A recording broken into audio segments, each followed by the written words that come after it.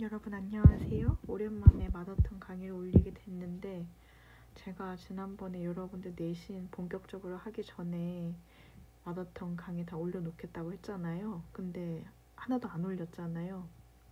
그 부분에 대해서 정말 사과를 드리고 최대한 빠른 시일 내에 과거의 것들도 차근차근 올려보도록 하겠습니다. 일단 오늘 이거 우리 41쪽에 이론 배울 건데요. 이론뿐만 아니라 모의 이론도 같이 들어가 있는 거 보셨을 거예요. 원래는 새 페이지에다가 이제 필기하는 것까지 보여드리면서 하려고 했는데 지금 중간에 약간 일이 있어가지고서 캡처본이 안 됐거든요. 그래서 어쩔 수 없이 이런 식으로 지금 진행한다는 거 조금 이해를 해주시고 들어가 볼게요. 자, 길거리에서 넘어져 무릎을 다친 사람이 아! 라고 소리를 지른다면 우리는 그 사람이 통증을 느끼고 있다고 생각한다. 이렇게 타인의 의도나 마음을 이해하는 것을 뭐라고 한대요?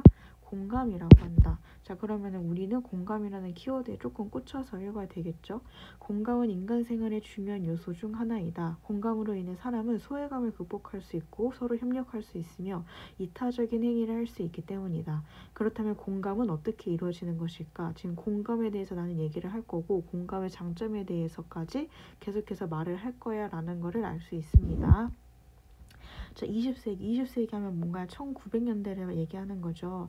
1900년대까지만 하더라도 공감은 이론과 모의 이론을 통해 주로 설명되어 왔다. 자, 이론에다가 형광펜, 모의 이론에다가 형광펜 한번 하실게요. 이론은 자, 이론 앞에다가 우리 동그라미 1번, 모의 이론 앞에다가 동그라미 2번. 자, 사람이 세상을 접하면서 마음의 작동 방식에 대해 개념적 이론을 갖게 되는데 이를 바탕으로 논리적 추론을 함으로써 타인의 마음을 이해할 수 있다는 이론이다. 자, 이거 순서 어떻게 되나요? 볼게요. 일단 내가 살아가면서 마음의 작동 방식이 있어. A 다음에 B고 B 다음에 C고 C 다음에 D야 라는 거를 이제 개념적 이론이라고 하는데 이걸 바탕으로 논리적 추론을 해. 논리적 추론을 해서 타인의 마음까지 이해를 해. 자, 이게 순서죠. 사람은 누구나 넘어졌던 경험이 있죠. 이러한 경험을 통해 자신이 다쳤다는 사건, 통증을 느낀다는 마음. 자, 이거 이렇게 진행되는 거예요. 자, 보시면 내가 다쳤다. 통증을 느꼈다. 그래서 소리까지 질렀다. 이 세 가지 사이에는 인과적 법칙이 있다는 개념적 이론을 갖게 된다. 하나의 틀이 생기는 거야. 그렇기 때문에 사람은 넘어져 다친 타인이 소리를 지르는 모습을 관찰했을 때 아, 저 사람은 이러이러한 그 순서에 따라서 지금 넘어져서 지금 통증을 느껴서 소리를 지르고 있구나라고 추론할 수 있다. 여기는 개념적 이론에서 추론까지 나아가는 거. 자, 이론에 따르면 사람은 4세부터 마음의 작동 방식에 대한 개념적 이론을 갖게 되어 자기중심적으로 사고하지 않고 자신의 마음과 타인의 마음이 다를 수 있다는 것을 알게 된다. 자, 얘들아 봐봐. 4세부터 마음의 작동 방식에 대한 개념적 이론을 갖게 된다고 했어. 자, 그러면은 그 전에는 내가 개념적 이론을 있다는 거 없다는 거야. 그 4세 이전에는 아예 없기 때문에 그 없는 것에 대해서 그 질이 높고 낮음 자체를 따질 수 없다라는 거. 이를 통해 비로소 타인의 마음을 이해할 수 있게 된다는 것이다. 자, 여기까지 정리를 하면은 이론은 일단 4세 이후부터 개념적 틀이 생겨. 왜? 세상을 살아가면서 다양한 상호작용을 함으로써 이러이러한 것이 나에게 경험이 있었고 다른 사람한테도 그런 경험이 있었을 때 아, 나의 경험을 바탕으로 여기서 중요한 거는 경험이다 얘들아. 상상이 아니라 내가 겪어본 바에 따르면은 저 사람도 그것에 의해서 저럴 것이다 라는 하나의 순서 틀이 생기는 거예요. 이와 달리에다가 세모 표시 한번. 자, 모의로는 자신이 타인과 같은 상황에 처했다면 어떠할지 얘는 상상이야.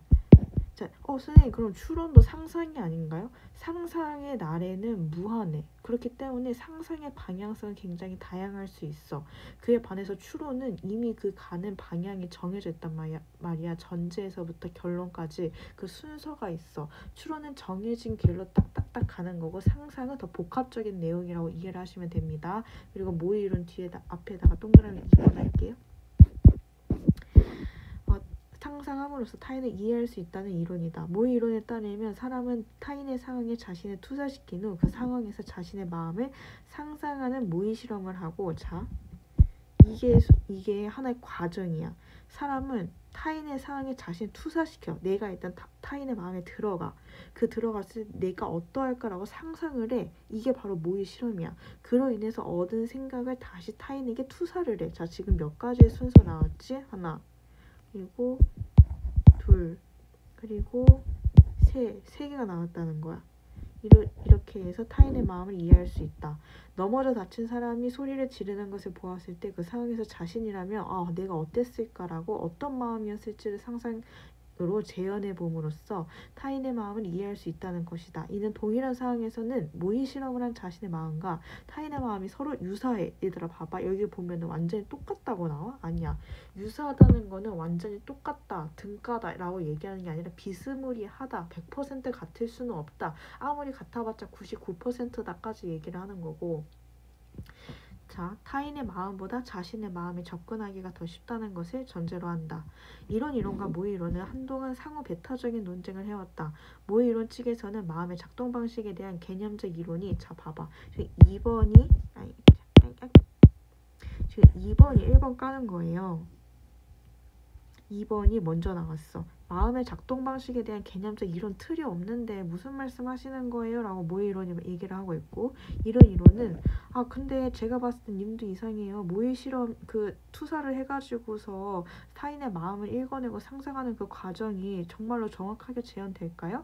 차라리 개념적 틀 안에 있으면 그 순서라도 따줄 수 있는데 타인의 복잡한 마음을 어떻게 100% 안다고 하실 수 있어요? 아까 전에 여기 보시면 유사하다고 했잖아. 이거는 많이 해봤자 99%라고. 완벽하게 재현할 수가 없는데 그걸 가지고서 논의하는 거는 너무 나아간 생각 아닌가요? 라고 지적을 한 거야. 근데 최근에는 얘들아 싸우지 말고 좀 있게 같이 해보자.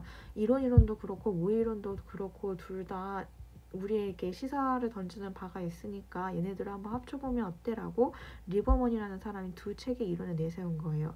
리버먼은 모의 이론에서 말하는 모의 실험으로 타인의 마음을 막 투사하고 다시 꺼내서 다시 투사하고 그런 과정들이 타인의 마음을 이해하는 거울 체계, 이런 거 나오면 헷갈리잖아. 자, 모의 이론 아까 몇 번이었지? 얘는 2번이랑 연결되는구나. 뿐만 아니라 이론에서 말하는 마음의 작동 방식에 대한 개념적 이론을 통해 타인의 마음을 이해하는 심리화 체계를 모두 가지고 있다. 자, 얘는 1번이랑 연결되는 거죠. 그런데 타인이 무엇을 하고 있는가라는 질문을 통해 타인의 상황을 곧바로 이해할 수 있을 때에는 거울 체계가 작동하고, 곧바로 이해할 수 있을 때에는 거울 체계가 작동하고, 타인이 왜 그렇게 했는가라는 질문을 통해 추상적 이유를 알고자 할 때에는 심리화 체계가 작동한다. 선생님 여기 뒤에 필기돼 있죠. 자, 무엇을 했느냐, 왜를 했느냐. 여기 옆에다가 거울 체계 아래에다 한번 쓸게요. 모의이론. 내가 곧바로 알 수 있는 거는 모의이론. 거울 투사하는 것처럼 곧바로 보여주는 거. 근데 나는 조금 더 추상적으로 더 들어가서 왜 그렇게 됐는지 알고 싶어. 그때는 심리화 체계 아래다가 이론이라고 씁니다. 작동한다. 다시 말해 낮은 수준에서 타인의 행위를 이해하기 위해 무엇에 대한 질문을 던지는 순간에는 거울 체계가, 높은 수준에서 타인의 신념이나 동기를 이해하기 위해 왜에 대한 질문을 던지는 순간에는 심리화 체계가 작동한다는 것이다. 리버먼의 주장에서 주목할 점은 두 체계의 서로 다른 작동 방식과 두 체계 사이의 순차적인 관계이다. 자, 여기서 중요한 건 뭐예요? 두 체계의 서로 다른 작동 방식. 아까 전에 우리가 앞에서 바라본 건 개념적 틀이냐 아니면 상상이냐, 그리고 두 체계 사이의 순차적인 관계까지 각각 다 따져봐야 한다는 거. 한 사람이 타인의 행위를 관찰할 때 거울 체계가 무의식적이면서 자동적으로 작동을 합니다. 그냥 딱 봤을 때 쟤 저러서 그렇구나 라고 딱 알게 되는 거야. 이후 의식적인 노력을 기울여, 자 여기 앞에서는 무의식이 나왔고 여기 뒤에 있는 건 의식이 나왔다. 둘이 연결되는 게 보이셔야 됩니다. 의식적인 노력을 기울여 생각에 몰입할 수 있을 때 비로소 심리화 체계가 작동한다. 이는 어떤 사람이 무엇을 하고 있는지 이해하는 과정이 왜 그렇게 하는지를 이해하는 과정에 선행하면서, 자 지금 뭐예요? 먼저 보는 거야. 제가 뭘 하고 있다라고 보는 거야. 무엇? 모의 이론이지.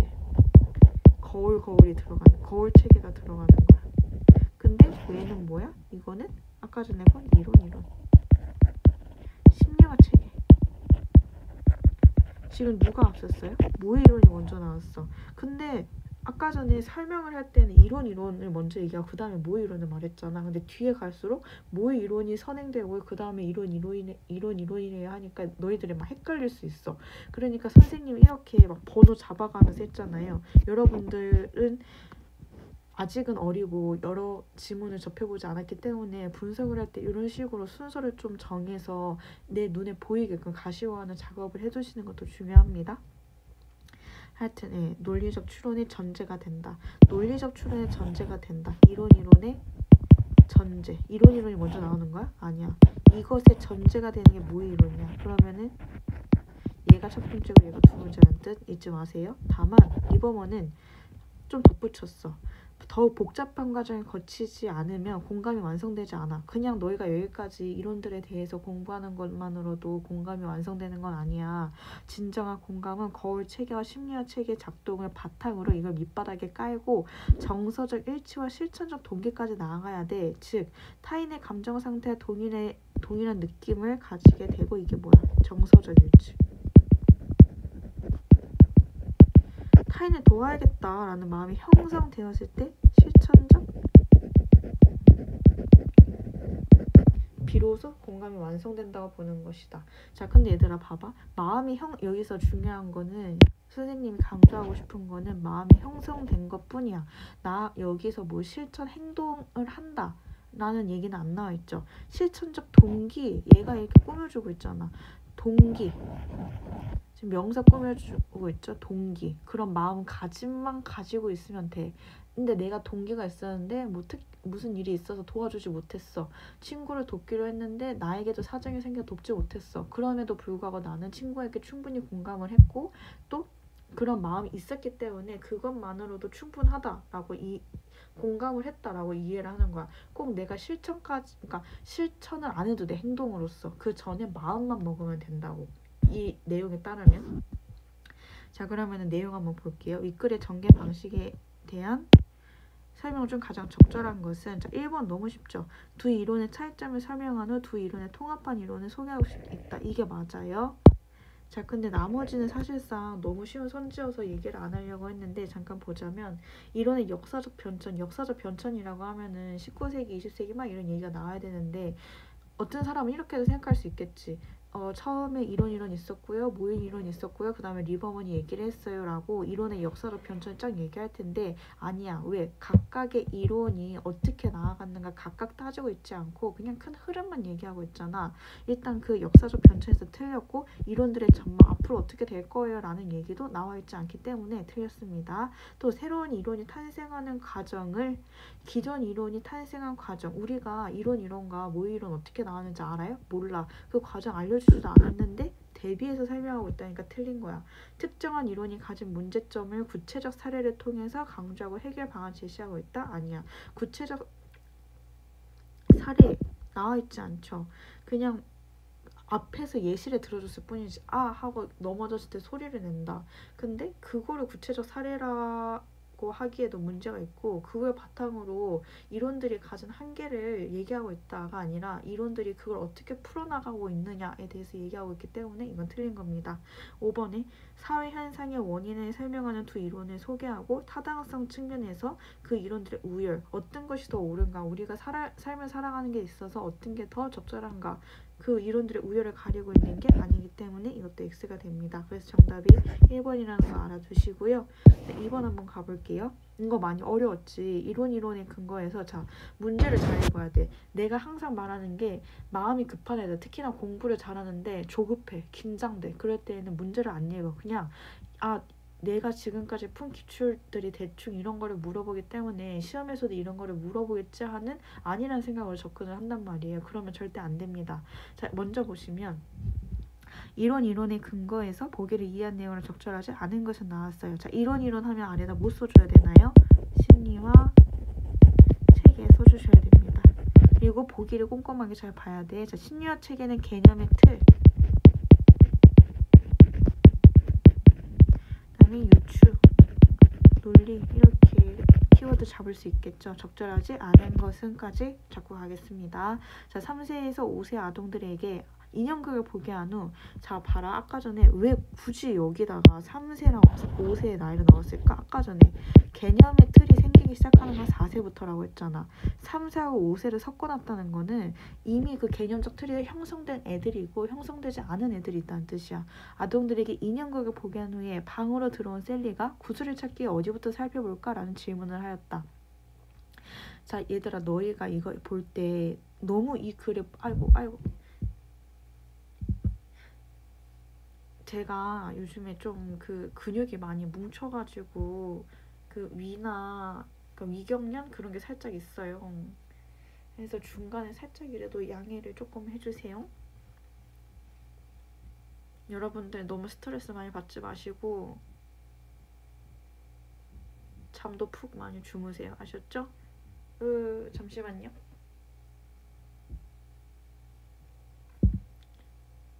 선생님 이럴 때 여러분들은 보기를 읽고 계세요.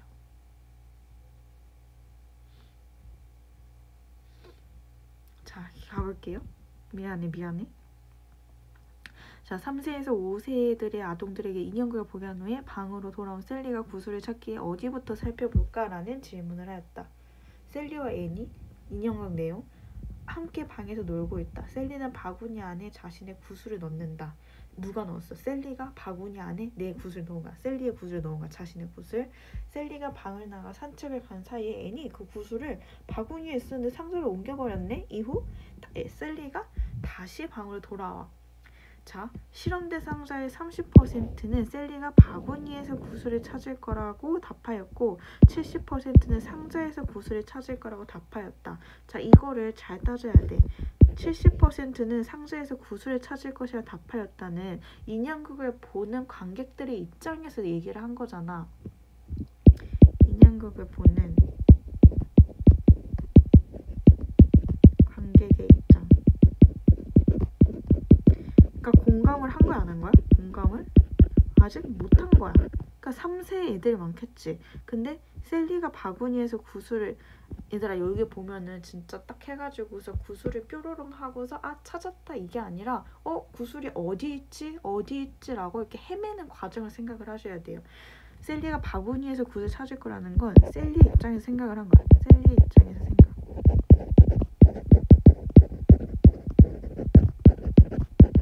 생각을 했어. 공감을 할 수 있는 거야. 그러니까 여기는 약간 3세 이 정도 애들 있고 여기는 4세, 5세 이 정도 애들 있겠지? 이렇게 딱 짚고 가는 거다. 상자에서 여기서 그리고 찾는다라는 단어를 쓴 게 약간 나는 교수님들이 좀 헬처럼 만들었다. 일부러 넣었다. 왜? 찾는다 하면은 진짜 그 looking for잖아. 지금은 그냥 어디에 있는지 헤매고 있잖아. find가 아니잖아. 그거를 뜻을 헷갈려 할 수 있기 때문에 일부러 찾았다라는 단어를 쓴 게 아닌가라는 생각도 되고. 자 1번에 상자에서 구슬을 찾을 것이라고 답한 70%의 잠시만요.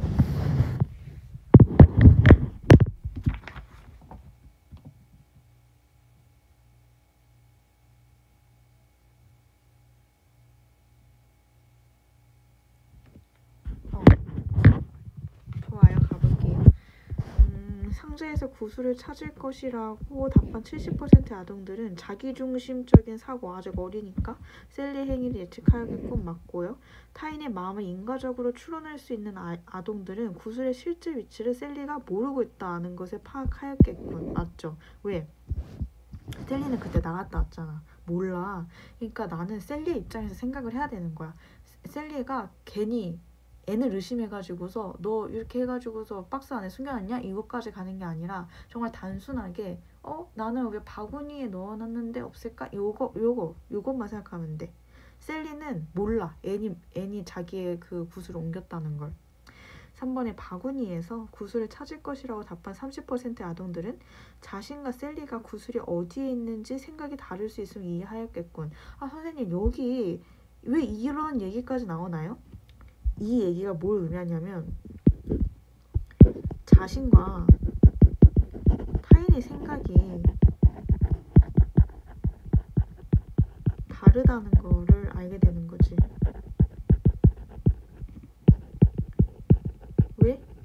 이론에 따르면은 이거는 개념의 틀이 생겼으니까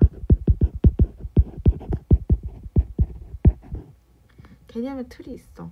어쨌든 뭐 A, B, C라는 순서로 나아가지만 그 과정에서 생각이 다를 수는 있어.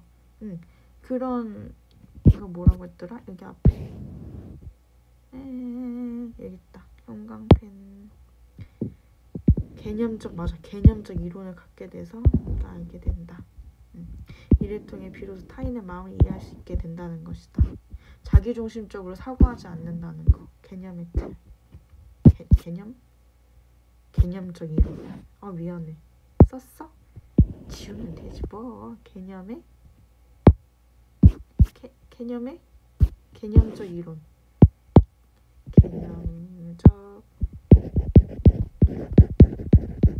이 얘기하는 거야. 너 이거 이해했냐? 내가 지금 이 보기를 통해서 한번 꿨는데 너 여기까지 갈 수 있어? 라고 물어보는 거. 5번 먼저 볼게. 마음의 작동 방식에 대한 개념적 이론 여기 있었잖아. 를 가진 아동들은 N의 행동이 구슬이 있는 위치에 대한 셀리의 믿음에 아무런 영향을 미치지 못했을 것이라고 보았겠군.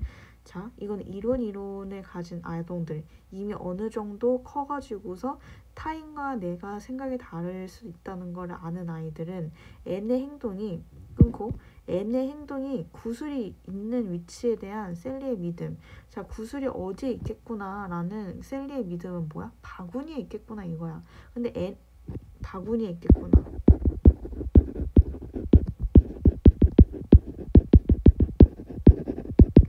라는 N의 행동이 구슬이 있는 위치에 대한 셀리의 믿음, 바구니에 있겠구나라는 것에 아무런 영향을 미치지 못했을 것이라 보았겠고. 왜? 셀리는 그걸 보지 않았거든. 셀리는 자기가 산책을 가기 전까지 박스 안에 그걸 바구니 안에 그걸 넣어놨는데 N이 뭔가를 했다고 생각을 안 하는 거야. 그러니까 그 바구니에 당연히 있겠거니 그 믿음이 계속 있는 거지. 산책을 가기 전과 가기 후에도. 미치지 못했을 거라 보았을 것이다. 그럼 4번은 왜 틀렸을까? 셀리의 마음에 공감한 아동들은 N이 구슬을 상자로 옮겼다는 것을 알고 있기 때문에 셀리가 상자에서 구슬을 찾을 것이라고 생각했겠군? 이상해. 셀리의 마음에 공감을 했으면은 당연히 바구니에서 찾겠거니라고 얘기를 해야 되는데 N이 구슬을 상자로 옮겼다는 것을 알고 있어? 이거는 아동들만 알고 있는 거야. 셀리가 알고 있는 게 아니라 아동들만, 그 인형극을 본 아동들만 알고 있는 정보지. 때문에 셀리가 상자에서 구슬을 찾을 것이라고 생각했겠군? 완전히 틀렸습니다. 셀리의 마음에 공감을 했으면 바구니에서 찾았어야지. 그렇기 때문에 정답이 4번이 됩니다. 자, 84번에 둘체계 이론에 따라 보기에 기억에 대해 이해한 것은 적절한 것은? 자, 땡땡씨는 일요일마다 복지시설을 방문하는 동료를 보면서 그의 신념이 무엇일까에 대해 깊이 고민하였다. 자, 둘체계 이론은 합친 거잖아요. 이론이랑 모의 이론 합친 거잖아요. 그러니까 거울체계만, 심리체계만 아니야. 얘네 둘이 순서 바뀌었지. 거울체계가 작동되고 무의식, 무엇을 한다. 그 다음에 왜 할까? 의식으로 나아가는 과정이기 때문에 순서 바뀌어야 되고요. 거울체계와 심리체계의 작동이 동시에 시작되지 않고 순차적으로 시작된다는 거 아셔야 됩니다. 그래서 정답이 3번이죠. 지금까지 1, 2, 4, 5번 다 까는 정말 옳은 선지인 거예요. 거울체계가 작동된 후 심리체계가 작동되었을 것이다. 맞는 말입니다. 자, A를 이해한 내용으로 가장 적절하지 않은 것은 A 아까 전에 이 공감해야 된다.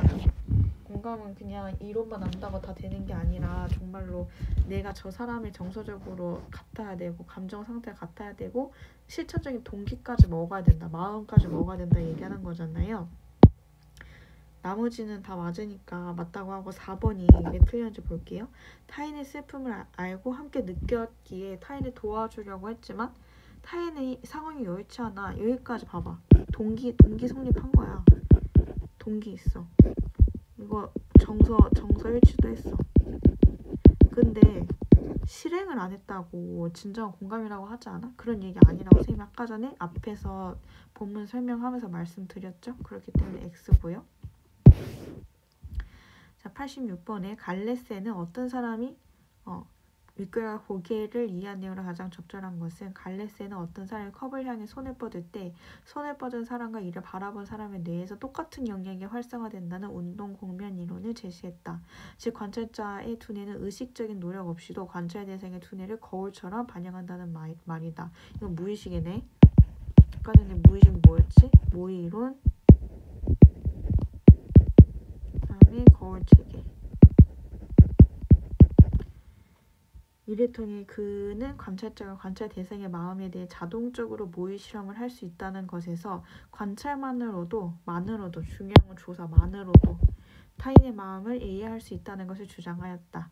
자, 적절한 거 1번부터 아닌 거 왜 까보겠습니다. 왜 그런지 갈레스는 자신의 운동 공면 이론과 리버먼의 심리학 체계가 지금 이거는 이론에 대해서 얘기하고 있는데 모의 이론과 같다고 해야지. 거울 체계 같다고 해야지. 틀렸고요. 2번에 갈레스는 의식적인 노력 없이도 타인의 마음을 이해하는 체계가 있다는 리버먼의 견해를 부정하는 게 아니라 긍정하겠죠. 4번에 리버먼은 관찰자와 관찰 대상의 두뇌에서 똑같은 영역 활성화된 것을 심리화 체계가 아니라 거울 체계. 5번에 갈레스는 리버먼과 달리 타인의 마음에 대한 이해가 낮은 수준에서 높은 수준으로 순차적으로 이루어지는 견해를 제시한다. 아니 이거는 리버먼이 얘기한 건데 이거 리버먼이 말한 거야. 근데 갈레스는 굳이 따지면은 그 순차를 얘기하지 않았어. 그냥 이 사람은 모의 이론에 꽂힌 사람이야. 그러니까 순차를 얘기할 필요도 없지. 왜? 갈레스는 모의 이론이라는 한 가지 이론에 대해서 얘기를 하고 있어서 그것만으로 충분하다고 하는 거고, 리버먼은 아니다, 모의 이론이랑 그 이론 같이 있어야 되는데 모의 이론이 먼저 선행이 되고 그 다음에 후행하는 것은, 그 다음에 따라오는 것은 이론이다라고 얘기하고 있기 때문에 틀렸습니다. 예, 달리가 아니에요. 이런 차이점을 잘 알고 계셔야 되고요. 자, 윗글에 대한 내용으로 가장 적절한 것은 정답 5번이에요. 모의 실험을 통해 타인에게 공감할 수 있다고 보는 견해는 타인의 마음보다 자신의 마음에 접근하기 더 쉽다는 데서 출발한다. 이거 본문 찾아보시면 있습니다. 따라랑 여기 있습니다.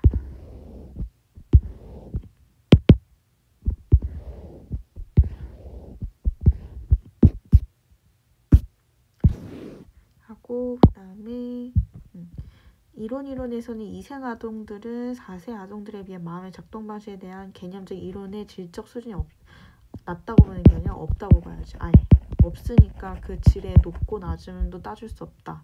3번에 모의 실험은 라고 소리를 지르는 타인의 마음의 상태를 나에게 투사하고 이해하고 다시 투사해야 돼. 이게 한 과정이야. 근데 그냥 투사 한번 딱 하고 끝내는 거는 충분한 과정 내에 있는 게 아니다. 그래서 틀렸고요. 2번에 모의 이론은 동일한 상황에서는 자신의 마음이 타인의 마음과 다르다는 걸 전제로 한다. 모의 이론이 아니라 이론에서 얘기하는 겁니다. 이론에서는 그 개념적 틀, 마음은 다르지만 그래도 겉으로 드러나는 것은 같을 것이다. 아프다, 운다, 이거는 같을 것이다. 형식을 보는 거고, 굳이 따지자면 이론은 큰 틀에서 형식을 보는 거고, 모의 이론은 그 내용을 보는 거라고 말씀드릴 수 있어요. 1번에 이론은 모의 실험이 타인의 마음을 정확하게 재현할 수 있다고 인정한다? 아니요. 이론은 아까 전에 이 모의 실험은 모의 이론이잖아. 근데 얘네들은 최대 99%라고 했잖아요. 정확하게 재현할 수 없다고 한다. 이렇게 고치셔야 돼요. 자, 여기까지 일단 보겠습니다.